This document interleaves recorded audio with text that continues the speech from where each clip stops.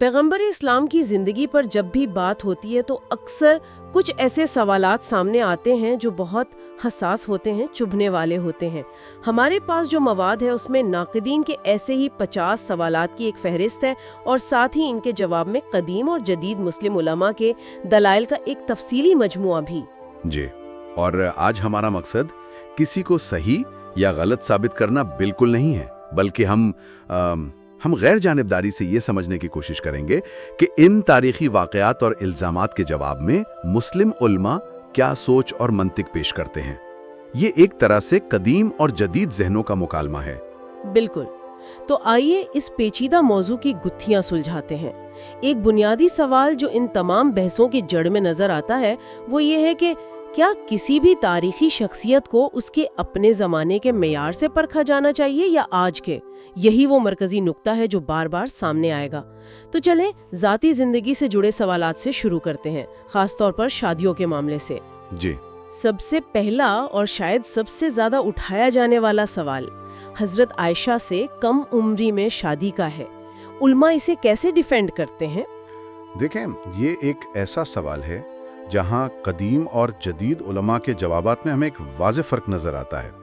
अगर आप पुराने उलमा जैसे इमाम बुखारी और मुस्लिम की किताबें देखें तो वो इन अहादीस का हवाला देते हैं जिनके मुताबिक निकाह 6 साल और रुखसती 9 साल की उम्र में हुई। और उनके नज़दीक इसमें कोई काबिल एतराज़ बात नहीं थी? बिल्कुल नहीं। उनका इस्तिदलाल बहुत सीधा और सादा है। वो कहते हैं कि 7वीं सदी के अरब में शादी का ताल्लुक किसी अददी उम्र से था ही नहीं, बल्कि बुलूगत से था। और गर्म इलाकों में लड़कियां जल्दी बालिग हो जाती थीं और ये उस माशरे का एक आम मामूल था। यानी उनके लिए ये कोई गैर मामूली बात नहीं थी, बल्कि उस दौर का एक समाजी रिवाज था। जी, और ये रिवाज सिर्फ अरबों तक महदूद नहीं था। इस वक्त की बिज़ैंतीनी सल्तनत, फारिस और यहाँ तक कि यहूदी माशरों में भी इसी तरह की शादियाँ आम थीं। तो कदीम उलमा के नज़दीक ये सवाल ही पैदा नहीं होता, क्योंकि आप 7वीं सदी के अमल को 21वीं सदी के चश्मे से देख रहे हैं। ठीक है, ये तो हुई पुराने उलमा की बात, लेकिन आज के दौर में ये दलील बहुत से लोगों के लिए काफ़ी नहीं होती। जदीद उलमा इस मामले को कैसे देखते हैं? जदीद उलमा में हमें 2 अलग अलग सोचें मिलती हैं। एक ग्रोह तो सिरे से 9 साल की उम्र को ही चैलेंज करता है। वो तारीखी हिसाब किताब का एक पेचीदा तरीका इस्तेमाल करते हैं, जिसमें वो हज़रत आयशा की बहन हज़रत अस्मा की उम्र से मवाजना करके ये नतीजा निकालते हैं कि रुखसती के वक्त हज़रत आयशा की उम्र 18 या 19 साल थी। 18 या 19? ये तो एक बिल्कुल ही मुख्तलिफ तस्वीर है। और दूसरा ग्रोह 9 साल की रिवायत को तस्लीम करता है, लेकिन वो अखलाकी निस्बत पसंदी पर जोर देता है। अखलाकी निस्बत पसंदी, ये तो एक भारी भरकम इस्तिलाह है। आसान लफ्जों में इसका क्या मतलब है? मतलब ये कि हमें 7वीं सदी के फैसलों को आज के अखलाकी पैमानों पर नहीं परखना चाहिए। इस दौर में बचपन या शादी के लिए रजामंदी का तस्वुर ही बिल्कुल मुख्तलिफ था। आज हम जिसे बचपन समझते हैं, उस वक्त उसे जवानी का आगाज समझा जाता था। वो ये भी कहते हैं कि खुद हज़रत आयशा ने अपनी शादीशुदा ज़िंदगी को हमेशा खुशगवार बताया और वो बाद में इस्लाम की सबसे बड़ी आलिमा बनी। इससे ये जाहिर होता है कि वो कोई मजलूम बच्ची नहीं थी, बल्कि एक ज़हीन और बाइख्तियार खातून थी। अच्छा, तो शादियों के सिलसिले में एक और एतराज़ ये है कि मुसलमानों के लिए तो 4 बीवियों की हद है, लेकिन पैगंबर इस्लाम की 11 या इससे ज़्यादा बीवियां थीं। इसकी क्या वजह बताई जाती है? इसका जवाब कुरान में ही मौजूद है, जहां पैगंबर को इस मामले में एक खुसूसी रियायत दी गई थी। लेकिन उलमा सिर्फ ये कहकर बात ख़त्म नहीं करते, वो इसकी वजूहात पर बात करते हैं। उनका कहना है कि इन शादियों को आज की रोमानवी ऐनक से नहीं देखना चाहिए। ये एक फ़र्द की ज़ाती ज़िंदगी नहीं थी, बल्कि एक रियासत के सरबराह की डिप्लोमेसी थी। यानी हर शादी के पीछे कोई बड़ा मकसद था, कोई सियासी या समाजी वजह? जी, ज़्यादातर शादियाँ या तो सियासी इत्तेहाद कायम करने के लिए थीं, जैसे किसी बड़े कबीले के सरदार की बेटी से शादी करके उस कबीले को दोस्त बना लेना, या फिर किसी जंग में शहीद होने वाले सहाबी की बेवा से शादी करके उसे समाजी तहफ़्फ़ुज़ फराहम करना। हर शादी एक मसला हल कर रही थी, कभी सियासी, कभी समाजी। और इसी सिलसिले में जदीद उलमा एक और नुक्ते पे बहुत जोर देते हैं ना, वो ये कि पैगंबर ने अपनी जवानी के बेहतरीन 25 साल सिर्फ एक बीवी हज़रत खदीजा के साथ गुजारे, जो उनसे उम्र में बड़ी और एक बेवा थीं। یہ اس خیال کی نفی کرتا ہے کہ ان کی زندگی کا مقصد زیادہ شادیاں کرنا تھا۔ بالکل، وہ کہتے ہیں کہ اگر مقصد یہی ہوتا تو وہ اپنی جوانی میں ایسا کرتے۔ اچھا، اسی سے جڑا ایک اور بہت حساس معاملہ حضرت زینب سے شادی کا ہے۔ ناقدین کہتے ہیں کہ وہ ان کے منہ بولے بیٹے زید کی سابقہ بیوی تھی اور یہ شادی ذاتی خواہش کی وجہ سے کی گئی۔ ہاں، یہ ایک بہت سنگین الزام ہے۔ علماء اس کی سختی سے تردید کرتے ہیں۔ وہ کہتے ہیں کہ خود قرآن اس واقعے پر تبصرہ کرتا ہے اور اس کی وجہ بتاتا ہے۔ اسلام سے پہلے عرب معاشرے میں منہ بولے بیٹے کو بالکل حقیقی بیٹے جیسا سمجھا جاتا تھا۔ اس کی طلاق یافتہ بیوی سے شادی کرنا اتنا ہی برا سمجھا جاتا تھا جتنا اپنی سگی بہو سے، اور اس کی وجہ سے وراثت اور نسب کے بڑے مسائل پیدا ہوتے تھے۔ تو علماء یہ کہتے ہیں کہ اس شادی کا مقصد اس رسم کو توڑنا تھا، ایک سماجی اصلاح۔ جی، ان کا کہنا ہے کہ یہ کوئی ذاتی خواہش نہیں تھی بلکہ ایک سماجی اصلاح کے لیے خدائی حکم تھا۔ یہ ایک بہت مشکل اور متنازع قدم تھا جسے اٹھانے کا مقصد اس جاہلانہ قانون کو عملی طور پر ختم کرنا تھا تاکہ مستقبل کے لیے قانون واضح ہو جائے۔ یہ ایک طرح کی قانونی مثال قائم کرنا تھی۔ پیغمبر کی ذاتی زندگی سے جڑے ان فیصلوں کا تعلق اکثر ان کے عوامی کردار سے جوڑا جاتا ہے، خاص طور پر جب بات ریاست، جنگ اور انصاف کی ہو۔ آئیے اسی طرف چلتے ہیں جہاں ان پر تشدد اور جنگی حکمت عملی سے متعلق الزامات لگائے جاتے ہیں، مثلاً تجارتی قافلوں پر حملے۔ اعتراض کرنے والے کہتے ہیں کہ یہ تو سیدھی سادی لوٹ مار تھی۔ علماء اس الزام کو مسترد کرتے ہیں۔ وہ کہتے ہیں کہ اسے سمجھنے کے لیے ہمیں پس منظر دیکھنا ہوگا۔ جب مسلمانوں نے مکہ سے مدینہ ہجرت کی تو مکہ والوں نے ان کی ساری جائیدادیں، گھر، کاروبار سب کچھ ضبط کر لیا تھا۔ اب مدینہ میں ایک نئی ریاست قائم ہو چکی تھی اور مکہ کی ریاست کے ساتھ حالت جنگ تھی، تو یہ حملے لوٹ مار نہیں بلکہ جنگی کاروائیاں تھیں۔ یعنی یہ ایک طرح سے دشمن کی معاشی سپلائی لائن پر حملہ کرنے جیسا تھا۔ بالکل، یہ آج کے دور میں دشمن ملک کے اثاثوں کو منجمد کرنے یا ان پر معاشی پابندیاں لگانے جیسا تھا۔ مقصد جنگ جیتنا تھا، جیب بھرنا نہیں۔ ان حملوں کا ایک مقصد یہ بھی تھا کہ اپنا وہ مال واپس لیا جائے جو ان سے چھینا گیا تھا۔ ٹھیک ہے، لیکن اس سے بھی زیادہ سنگین الزام بنو قریظہ قبیلے کا ہے۔ کہا جاتا ہے کہ ان کے 600 سے 900 مردوں کو ایک ہی دن میں قتل کر دیا گیا۔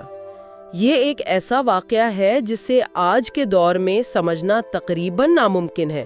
اس کا کیا دفاع پیش کیا جاتا ہے؟ بلا شبہ یہ سب سے سنگین الزامات میں سے ایک ہے۔ علماء اس کے جواب میں 3 اہم نکات پیش کرتے ہیں۔ پہلا، واقعے کا سیاق و سباق۔ یہ واقعہ جنگ خندق کے فوراً بعد پیش آیا جب دشمن کی فوجوں نے مدینہ کا محاصرہ کیا ہوا تھا۔ بنو قریظہ نے مسلمانوں کے ساتھ شہر کے دفاع کا معاہدہ کیا ہوا تھا، لیکن جنگ کے نازک ترین لمحے میں انہوں نے غداری کی اور دشمن سے مل کر مسلمانوں پر پیچھے سے حملہ کرنے کا منصوبہ بنایا۔ مطلب شہر کے اندر سے بغاوت جبکہ باہر دشمن کھڑا تھا؟ جی، اسے جنگی اصطلاح میں ہائی ٹریزن یا سنگین غداری کہتے ہیں اور ہر قانون میں اس کی سزا سب سے سخت ہوتی ہے۔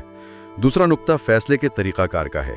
جب بنو قریظہ نے ہتھیار ڈالے تو انہوں نے خود یہ مطالبہ کیا کہ ان کے فیصلے کے لیے ان کے پرانے دوست اور اتحادی سعد بن معاذ کو جج مقرر کیا جائے۔ ایک منٹ، یعنی انہوں نے اپنا جج خود منتخب کیا؟ جی، یہی مورخین لکھتے ہیں، اور سعد بن معاذ نے جو فیصلہ سنایا وہ ان کے اپنے مذہبی قانون یعنی توریت کے مطابق تھا۔ توریت میں لکھا ہے کہ جب کسی شہر کا محاصرہ کیا جائے اور وہ غداری کرے تو اس کے تمام جنگجو مردوں کو قتل کر دیا جائے۔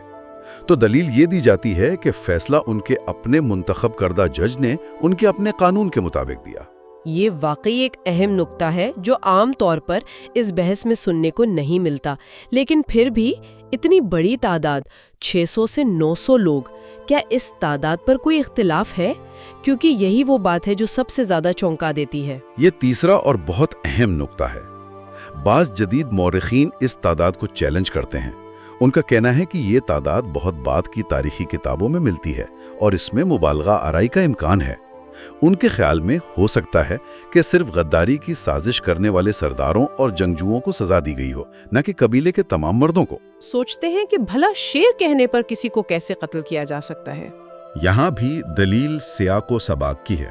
علماء کہتے ہیں کہ جن افراد کو قتل کیا گیا وہ محض تنقید کرنے والے شاعر نہیں تھے، وہ دشمن کے لیے جنگی پروپیگنڈا کرتے تھے، لوگوں کو مسلمانوں کے خلاف جنگ پر اکساتے تھے اور ریاست کے خلاف کھلی بغاوت کی سازشوں میں ملوث تھے۔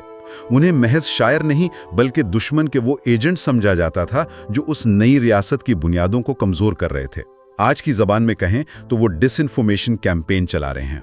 तो हमने ज़ाती ज़िंदगी और जंगी मामलात पर बात की, अब इस दौर की समाजी साख्त पर बात करते हैं, ख़ास तौर पर ग़ुलामी और ख़वातीन के हुकूक, जो तनकीद के दो बड़े मौज़ूआत हैं।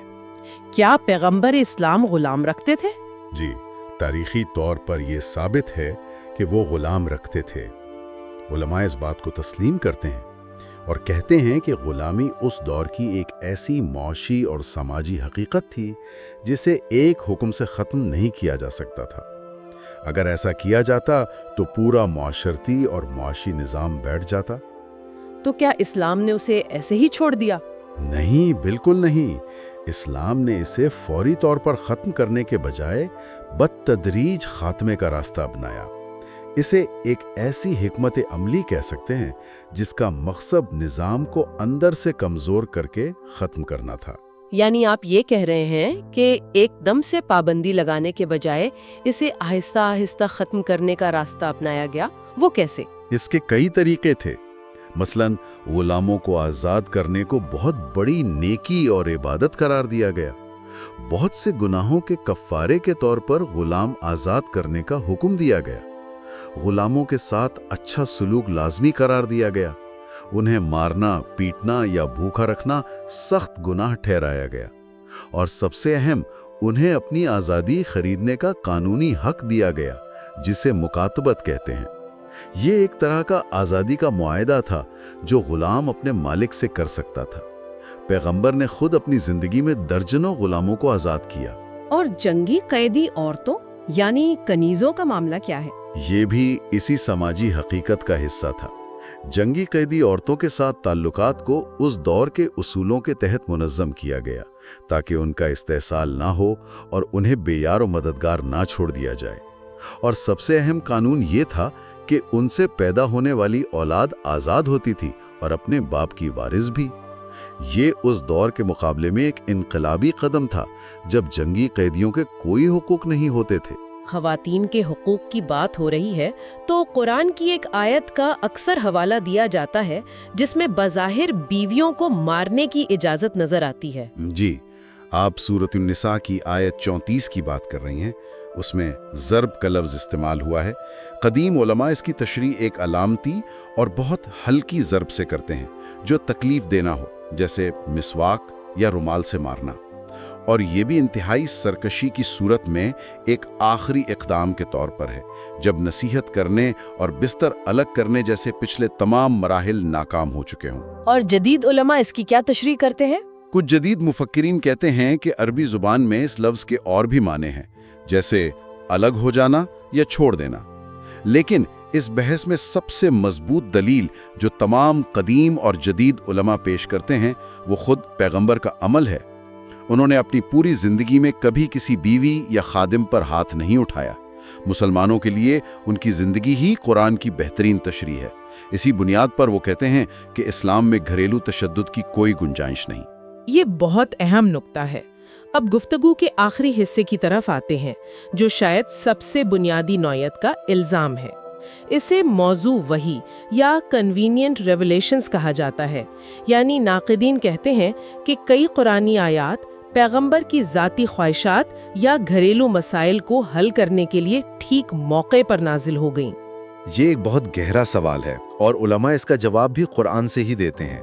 वो इस इल्ज़ाम को रद्द करने के लिए ऐसी आयात पेश करते हैं जो खुद पैगंबर पर तनकीद करती हैं या उनकी सरजनिश करती हैं। उनका सवाल ये है कि अगर ये किताब उन्होंने खुद लिखी होती तो वो इसमें ऐसी बातें क्यों शामिल करते जो उन्हें गलत साबित करें। कोई मिसाल दे सकती हैं? सबसे मशहूर मिसाल सूरत अबस की है। इसमें पैगंबर को मक्के के बड़े सरदारों से बात करते हुए एक नाबीना शख्स को नज़रअंदाज करने पर अल्लाह की तरफ से टोका गया है। इसी तरह सूरत तहरीम में उन्हें अपनी बीवियों को खुश करने के लिए एक ज़ाती कसम खाने पर सरजनिश की गई। एक और जगह जंगी कैदियों के बारे में नरमी बरतने पर उनसे सवाल किया गया। اچھا، تو دلیل یہ ہے کہ اگر کوئی شخص اپنی کتاب خود لکھ رہا ہو تو وہ اس میں ایسے حصے کیوں ڈالے گا جو اس کی اپنی اتھارٹی کو کمزور کریں یا اسے عوام کے سامنے شرمندہ کریں؟ یہ منطقی طور پر درست نہیں لگتا۔ بالکل، علماء کہتے ہیں کہ یہ غیر موضوع وحی اس بات کا سب سے بڑا ثبوت ہے کہ وحی کا منبع ان کی ذات سے باہر یعنی اللہ کی طرف سے تھا۔ اسی سے جڑا ایک اور معاملہ شیطانی آیات کا ہے۔ اس کے بارے میں بھی علماء کا موقف بہت واضح ہے۔ وہ اس واقعے کو ناقابل اعتبار اور ضعیف روایات کی بنیاد پر من گھڑت قرار دے کر مسترد کر دیتے ہیں۔ تو اس ساری گفتگو کا خلاصہ کیا نکلتا ہے؟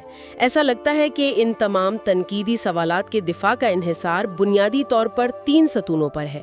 پہلا، تاریخی سیاق و سباق کو سمجھنا، یعنی واقعات کو ان کے اپنے زمانے میں دیکھنا۔